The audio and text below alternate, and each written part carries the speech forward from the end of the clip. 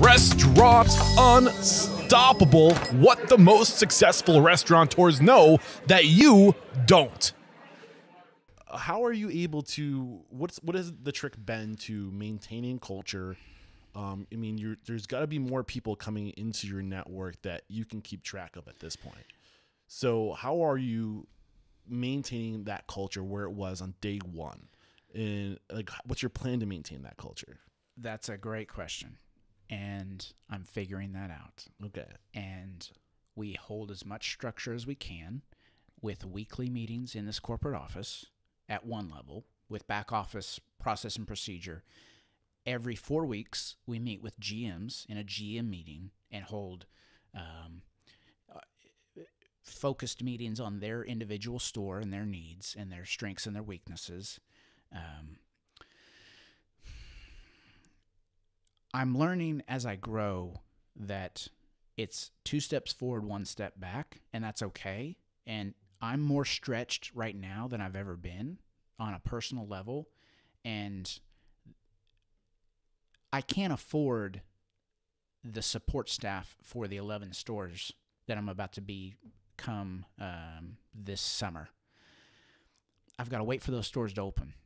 I'm about to start. I've started bringing some of them on and using the budgets to open those stores to finance those support people.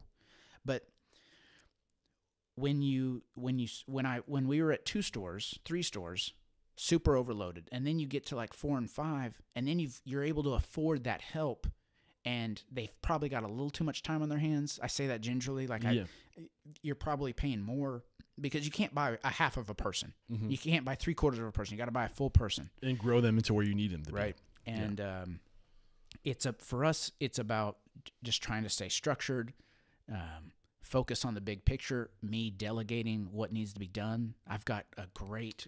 What is the big picture that you communicate to your team? Ultimately, sales and labor. This business is not about me creating the coolest new concept, and I'll beat a dead horse with this. It's about execution, and we live and die every 5 minutes. And just because we did $60K last week, we were promised nothing the next week. 0. Yeah. We've got to execute and make the relationship with the guest that they want to come back and support John at Chickenfoot next week. So if labor is, sales and labor. 2 biggest line items, aside from cost of goods, on the P&L. We're looking at labor. We're thinking, customer experience. Like the more labor, the higher labor, the better experience you can usually deliver. Right? It's safe to say. Sure. So how are you looking to maintain that experience while cutting costs? You've got to be good. Yeah. What things do you do that make you good? Like how are you? You've got to find the right talented individuals. Gotcha. So this is a hard interview. You're digging deep, man. Like you're doing a great job. This is the magic, man. You're giving us gold, and I want to say right now, I appreciate you getting personal. No doubt. I appreciate you opening up because we need to do more of this. I think in our industry, our industry has a long way to go before it gets to a point where I think we've fucked our industry a lot. Part of my language, and I think that if we're gonna unfuck it, we need to share information and lift each other up. So you're doing that right now. If you've got 2 cooks on the line, and one makes 15 and one makes 12.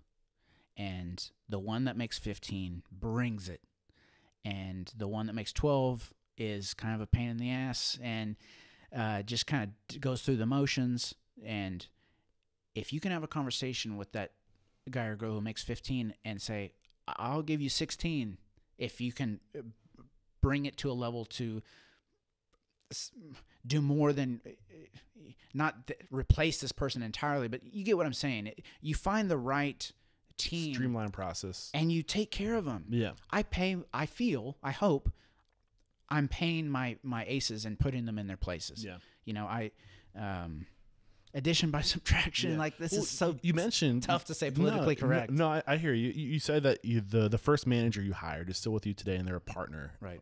Regional partner, area partner, yeah. Area partner. What does that term mean? Area partner?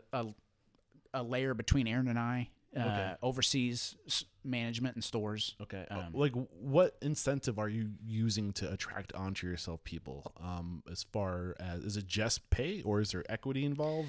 Profit sharing? So I've started to share equity. Okay. That's tough. Yeah.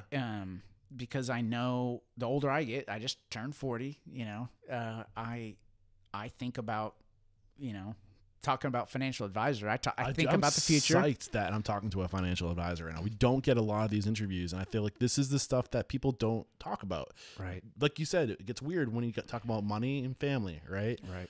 But we need better money management in our industry. I think that's a lot of where people fall on their face is money management.